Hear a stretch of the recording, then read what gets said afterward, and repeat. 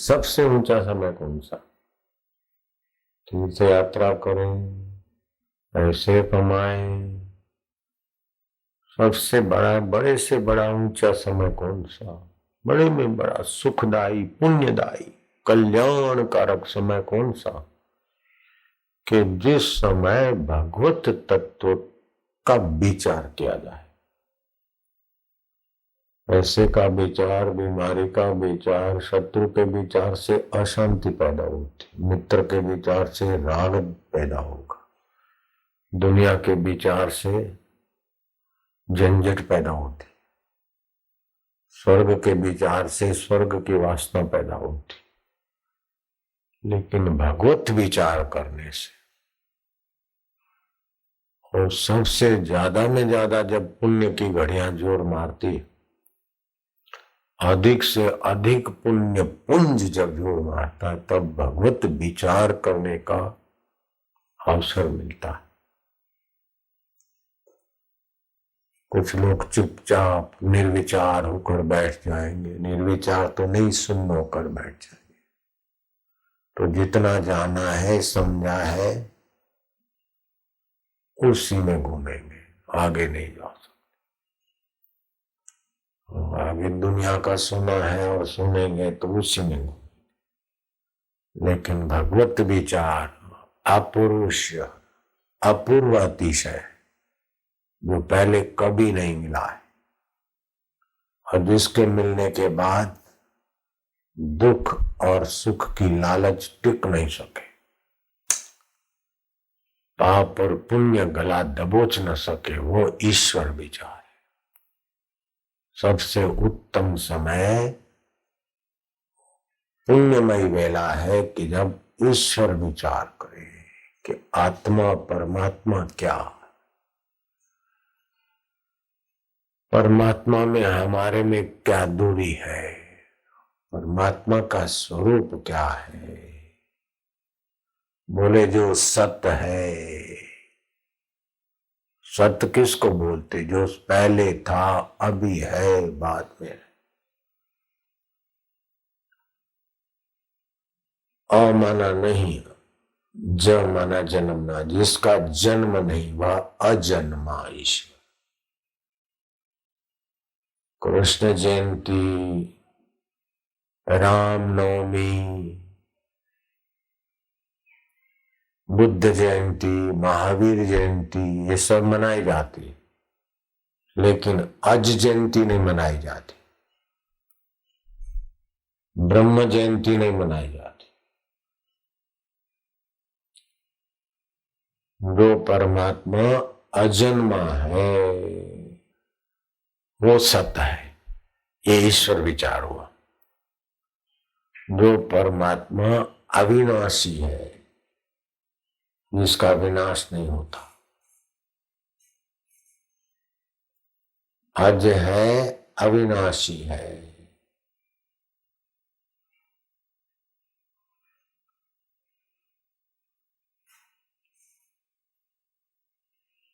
जो सत्य है। सत्य मानो पहले था, अभी है, बाद में रहेगा। जो सत्य है वो चेतन स्वरूप भी है। जो सत्य है वह चेतन है, वही आनंद स्वरूप है। जीभ में कोई ऐसी दवा लगा दी जाए जिसको स्वाद का ज्ञान न हो तो सुख क्या होगा? नाक में ऐसी दवा लगा दी जाए जिस सुगंध का ज्ञान न हो तो सुख क्या होगा? मन सुन्न पड़ा है, ज्ञान नहीं, तो सुख क्या होगा? तो जो सत्य है, ज्ञान स्वरूप है, आनंद स्वरूप है, उसी से सुख का एहसास होता है, उससे सुख का अनुभव होता है। तो उस सुख स्वरूप ईश्वर का, ज्ञान स्वरूप ईश्वर का, आनंद स्वरूप ईश्वर का, अज अविनाशी ईश्वर का जब विचार होता है, वो सबसे बड़े में बड़ी ऊंची बेला है। बहुत पुण्यों का फल जोर करता है, सच्चाई का फल जोर करता है, सत्कर्म का फल जोर करता है, गुरु की कृपा एकदम ज्यादा अच्छा लगती है, तब आदमी ईश्वर के विषय विचार सुन सकता है, कर सकता है और उसमें स्थिति करने की ललक लगती।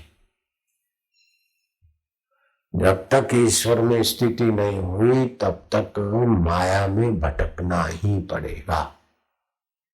और माया में परिवर्तन है, अनित्यता है, दुख है, सुखाभास है, सुख का आभास और दुख ढेर, उसको बोलते माया। कि जिस समय सत स्वरूप, चेतन स्वरूप, आनंद स्वरूप, अज अविनाशी ईश्वर के बारे में विचार सुनने को मिले, विचार करने का अवसर आए, वो सबसे ऊंचे में ऊंचा समय है, कीमती में कीमती घड़ियां हैं। ईश्वर का भजन करना, ईश्वर का जप करना अच्छा है, पवित्र है। ईश्वर की प्रीति के लिए सत्कर्म सेवा करना ये भी अच्छा है, लेकिन उनसे भी ऊंचे में ऊंची घड़ियां वह है जिस घड़िया में भगवत तत्व का विचार सुनने को मिल जाए, भगवत तत्व का विचार करने को मिल जाए और भगवत तत्व में विश्रांति पाने की ललक लग जाए। इससे बड़ा कोई पुण्यमय समय नहीं हो सकता। भगवान का एक नाम है अज, अ माना नहीं, ज माना जिसका जन्म नहीं होता उसका नाम भगवान, जिसकी जयंती नहीं होती उसका नाम भगवान ब्रह्मा। और अवतारों की जयंती होती है, जो जन्मता है उनकी जयंती होती है, लेकिन भगवान अज है, भगवान का जन्म नहीं होता। तो बोले भगवान कृष्ण प्रकटे जन्मे, भगवान राम जन्मे, नहीं, ध्यान देना, अब ईश्वर और जीव का विचार चलेगा। जो कर्म के बंधन से, प्रकृति के शरीर में कर्म के बंधन से आए, उसको बोलते जन्म। तो जिसका जन्म होता है उसकी मृत्यु भी होती है, और उसको सुख दुख, बीमारी, रोग, तंदुरुस्ती आदि के थपेड़े भी लगते हैं, जिसका जन्म होता है। तो ईश्वर का जन्म नहीं होता, बोले नहीं। ब्रह्म का जन्म नहीं होता। घड़े के आकाश का तो जन्म होगा घटाकाश, मठ के आकाश का जन्म होगा मठाकाश, मेघ के आकाश का जन्म होगा मेघाकाश, लेकिन आकाश का वास्तविक में जन्म नहीं होगा। तुमने घड़ा बनाया तो घट आकाश, आकाश का जन्म नहीं हुआ, घट की आकृति। मठ बनाया तो मठ की आकृति हुई, मेघ हुआ तो मेघ में आकाश आया। तो ये आकृति में आकाश आया, ऐसे ही कर्म बंधन से शरीर में आए तो जीव आत्मा, तो जीने की इच्छा वाले संस्कारी अंतःकरण में जन्म का आभास हुआ, लेकिन आत्मा का जन्म नहीं हुआ। घड़े का जन्म हुआ, आकाश का जन्म नहीं हुआ। मठ का जन्म हुआ, लेकिन मठाकाश का जन्म नहीं हुआ, आकाश का। मेघ का जन्म हुआ, लेकिन मेघाकाश का जन्म नहीं हुआ। ठीक है ना? ऐसे ही जीव का जन्म होता है, देवताओं का जन्म होता है, प्रकटते हैं देवत्व में, राक्ष यक्ष राक्षस आदि सबका होता है, जीव जंतु का। लेकिन आत्मा परमात्मा का जन्म नहीं होता। जिसका जन्म नहीं होता उसको बोलते अज। जो अज है वो अविनाशी है। जो जन्मा नहीं तो उसका विनाश कैसे होगा? तो भगवान अज है, अविनाशी। जो अज है, अविनाशी है, वे चेतन स्वरूप है, ज्ञान स्वरूप है। बिना ज्ञान के सुख नहीं होता। नाक में ऐसी दवाई लगा दे तो सुगंध का पता नहीं चले तो क्या सुख होगा। जीभ में सूखा रोग हो जाए तो मिठाई का स्वाद का पता नहीं चलता।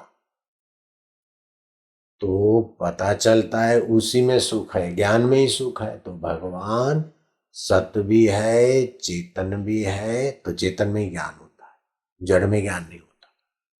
और भगवान आनंद स्वरूप है, उसी से सुख तरंगित होता है। और वे सभी के आत्मा बने बैठे हैं। तो भगवान का जीव आत्मा जीवत्व के भाव का जन्म होता है, जीव आत्मा का जन्म नहीं होता।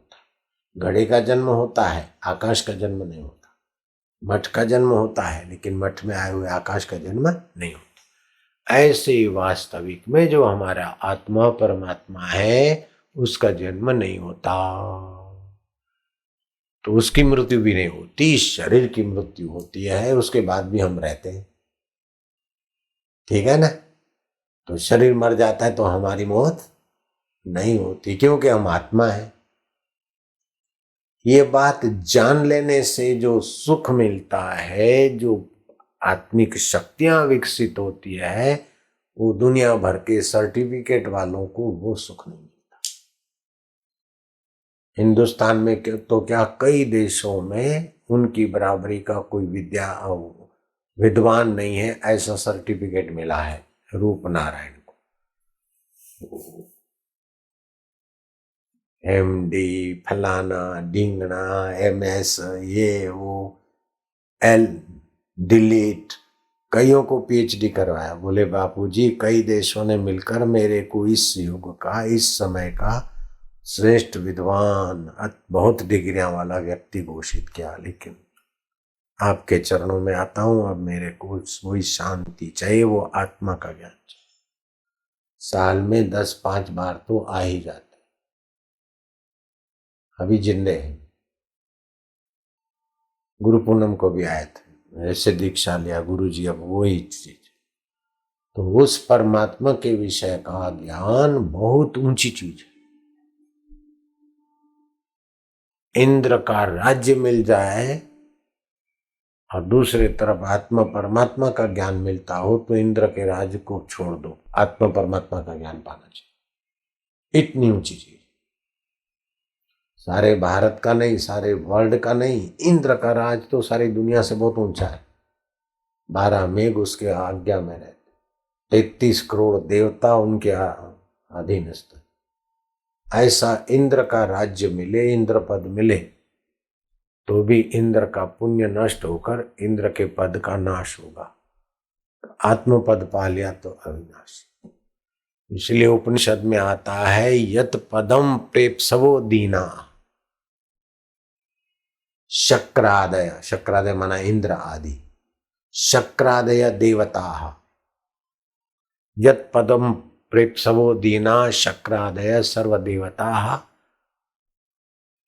अहो तत्र स्थितो योगी हर्षम न उपगच्छति। उस जिस पद को, आत्म पद को पाए बिना इंद्र आदि देव अपने को कंगाल मानते, क्योंकि इंद्र पद का नाश हो जाएगा। लेकिन आत्म पद का नाश नहीं होता। ऐसा आत्म पद पाकर योगी को अभिमान नहीं होता, यह आश्चर्य।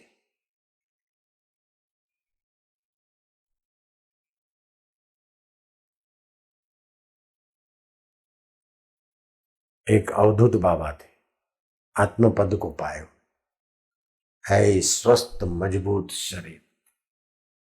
अखंडानंद जी महाराज के संपर्क में आए। वो उड़िया बाबा को, हरि बाबा को या जगत गुरु शंकराचार्य पद पे बैठे हुए को प्रणाम नहीं करते थे, इतने मस्ती में रहते थे। शिवो हम सो हम,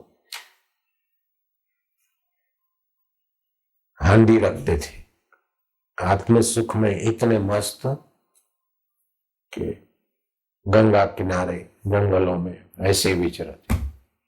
भूख लगी तो किसी किसान या किसी कहीं भी भिक्षा ले ली, खा। एक किसान ने पूछा, बाबा आप कौन से खेत के गेहूं पसंद करेंगे? बोले हम बेफिक्री के गेहूं खाते। कोई साधु उनके साथ थे, साधुओं को बिठा के वे चले गए। बोले आप यहीं अपना डेरा डालो यात्रा किया, तो मैं जब तक नहीं आ। थोड़ी देर के बाद वो गंगा किनारे के गांव में उनको बहुत लोग मानते थे, उन लोगों को बुला के आए और उन लोगों के सामने संतों को दंडवत प्रणाम किया। जो संत उनको प्रणाम करते थे, उन संतों को अपने भक्तों के सामने दंडवत प्रणाम कर दिया। कितने निराभिमानी। और उन देहातियों को, किसानों को बुला के, बड़े संत हैं, इनको दंडवत प्रणाम करो, इनका सत्संग सुनो। खुद तो इंद्र जिसके आगे अपने को नन्हा मानता है, ऐसे पद को पाए, लेकिन लोगों की संतों में श्रद्धा हो और लोगों को भगवत चर्चा मिले, इसलिए स्वयं संतों को दंडवत प्रणाम कर ले। जैसे तुम तो मेरे साधक हो, भक्त हो, लेकिन कई इलाके में जाए और तुम लोग सत्संग करने वाले हो और मैं कई आदिवासियों को ले आऊं और तुमको दंडवत प्रणाम करूं, तो कैसा लगे तुमको? आदिवासियों की श्रद्धा बढ़ाने के लिए मैं खुद, आदिवासियों की मेरे में श्रद्धा है और मैं सुरेश को दंडवत प्रणाम करूं, ये बड़े महाराज हैं, ये जो वचन कहे सुन, तो उनकी श्रद्धा बढ़ाने के लिए, ताकि उनका मंगल हो। श्रद्धा बिना धर्म न होई, श्रद्धा के बिना धर्म लाभ नहीं होता। तो धर्म लाभ का ज्यादा से ज्यादा घड़ी और पुण्य की बेला वह है कि ईश्वर के विषय में विचार हो। तो वो ईश्वर सत्य है, जो सदा रहे उसे सत्य कहते। जो सत्य है वो चेतन है और जो चेतन है वो आनंद स्वरूप है। तो चेतन से ही सुख मिलता है ना।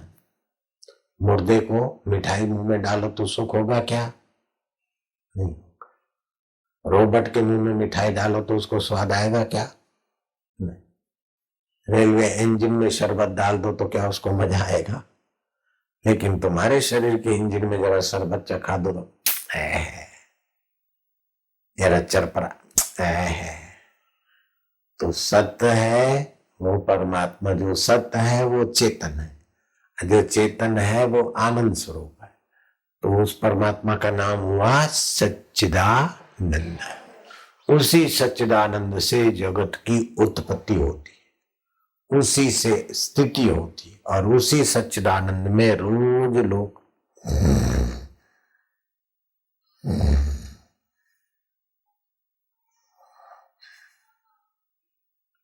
कुछ नहीं करते। नींद में क्या करते हो तुम? कुछ नहीं करते हो। शरीर की थकान मिटाता है, मन की थकान मिटाता है, बुद्धि को ताजगी देता, दूसरे दिन काम करने के लायक हो जाते हो। वही सच्चिदानंद आत्मा है तुम्हारा ईश्वर। तो बोले भगवान कृष्ण जन्मे, भगवान राम जन्मे, भगवान वो जो अजन्मा, तो ये तो भगवान जन्मे, तो ये भगवान सच्चे नहीं हुए? नहीं, ये भगवान सच्चे हैं और इनका जन्म भक्त की भावना से दिखता है। वो अनंत ब्रह्मांडों में व्याप्त परमात्मा भक्त की तपस्या और भावना से उस अनंत ब्रह्मांडों में व्याप्त भगवान में, सच्चिदानंद में वो आकृति होती है, मुख की, हाथ की, पैरों की।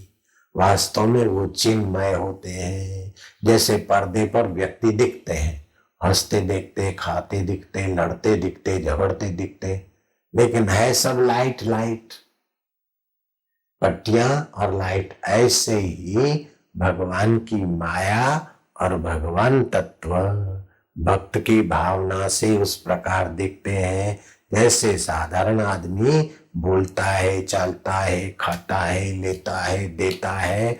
ऐसे अवतार में और साधारण आदमी में क्या फर्क है कि साधारण आदमी कर्म के बंधन से जीने की इच्छा से शरीर में पैदा हुआ, भगवान कर्म के बंधन से और जीने की इच्छा से जीव होकर नहीं आए। भक्त की भावना समाज के कई लोगों की एक प्रकार की सद्भावना से भगवान अपने स्वभाव में दिखने लगे।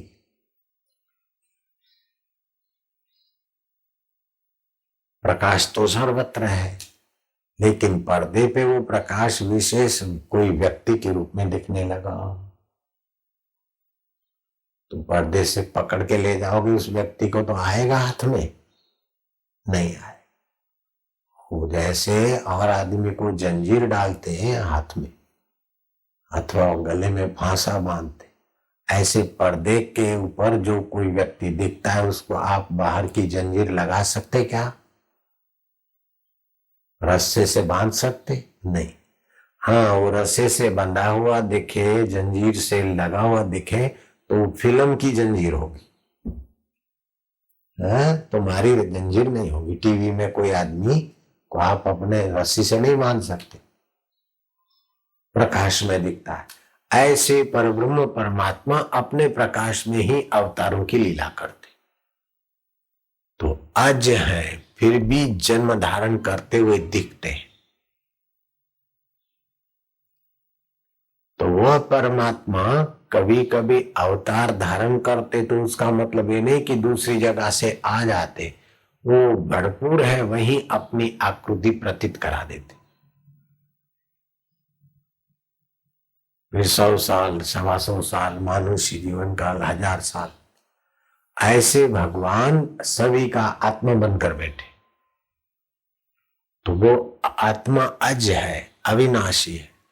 तो बचपन नाश हो गया, उसको जानने वाला नाश हुआ क्या? नहीं। दुख आए नाश हो गए, उसको जानने वाला नाश हुआ क्या? सुख आए नाश हो गए, उसको जानने वाला? बीमारी आई चली गई। तो आके जो चले जाए और फिर भी जो न जाए वो तुम्हारे से कितना दूर है? 1 फुट की दूरी है उसकी? आधा फुट, 1 इंच, आधा इंच, चौथाई इंच, चौथाई इंच का 10वां हिस्सा तुम्हारे से दूर है? नहीं।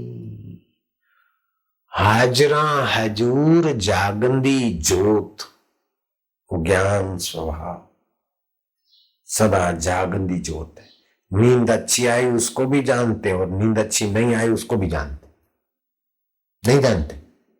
वही आज है।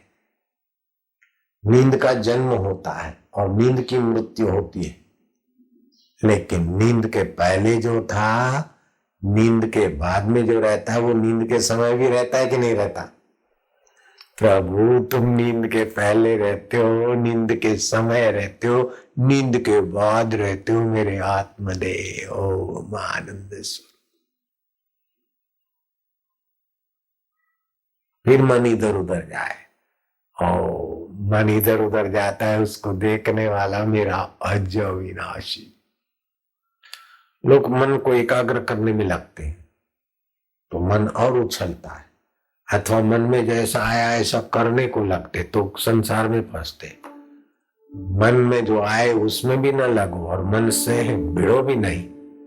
तुम तो भगवान के अज अविनाशी परमात्मा के अमृत स्वरूप पुत्र, खाली चिंतन करो उसे मिल जाओ।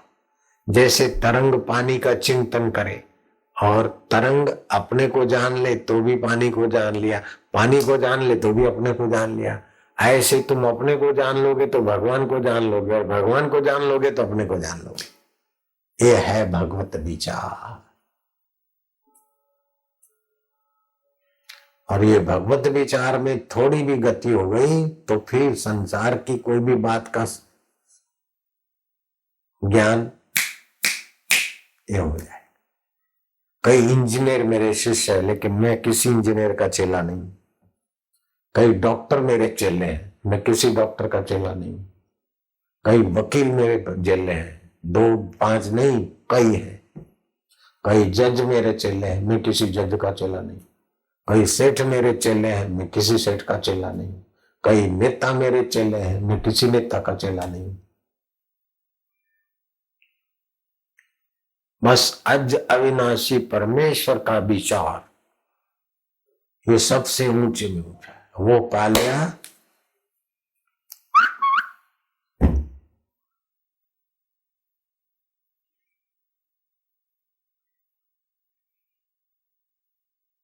ध्रुव को उसकी तो सौतेली माँ ने थप्पड़ मार दी। अपनी सगी माँ के पास आया रोता हो, माँ माँ मेरे को। उस माँ ने थप्पड़ मार दी, बाप के गोद में बैठने नहीं दिया। माँ ने कहा बेटे तुमने अपने तप नहीं किया इसलिए दुख भोगना पड़ता है, तो माँ तप कैसे होता है? बोले गुरु मंत्र देते हो, जपते जपते ध्यान में, भगवान के ध्यान में बैठा जाता है। बोले गुरु कहाँ मिलते? बोले एकांत में जंगल। अभी तो बच्चा है बेटे, सो जा। वो बाल सहलाती, सिर सहलाती हुई गुरु को सुलाने लगी माँ।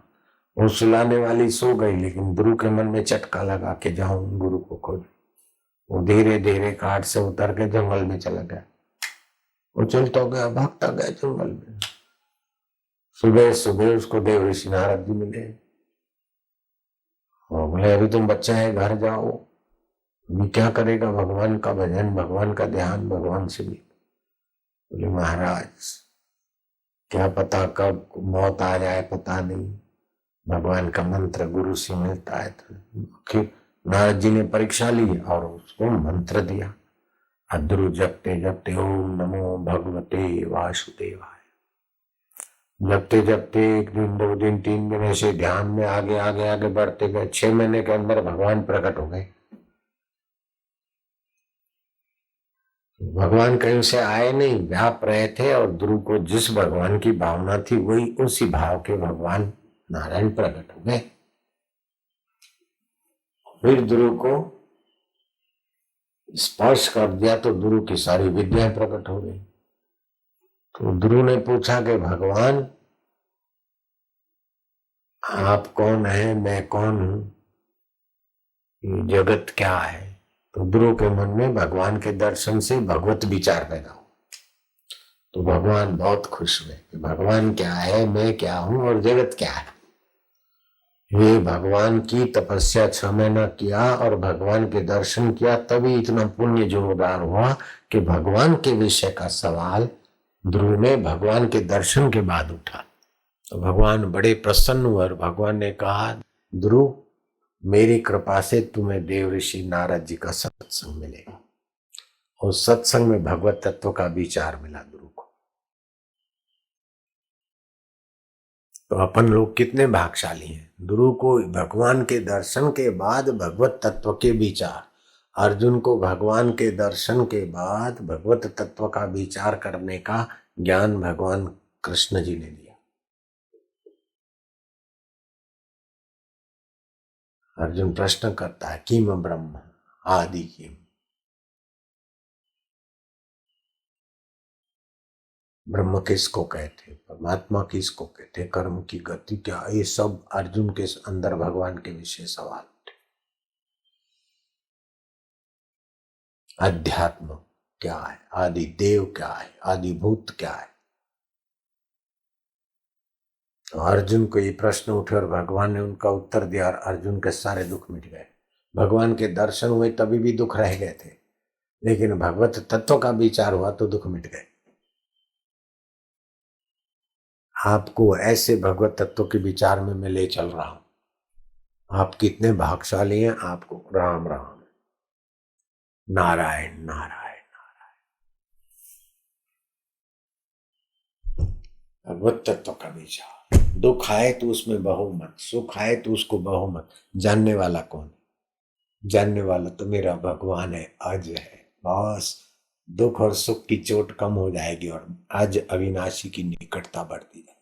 कितना आसान तरीका है दुखों से बचने का, कितना आसान तरीका है सुखों की लालच से बचने का और महान भगवान को पाने का कितना ऊंचा सत्संग। ध्यान किया, समाधि लगाई तो विक्षेप नहीं रहा, लेकिन भगवत विचार तो सत्संग में ही मिलेगा। इसीलिए बड़ी बड़ी उपलब्धियों से भी भगवत विचार का सत्संग बहुत ऊंची उपलब्धि। इसलिए मैं कहता रहता हूं कि तीर्थ नाए एक फल, संत मिले फल 4, सतगुरु मिले अनंत फल, जिस फल का अंत न हो।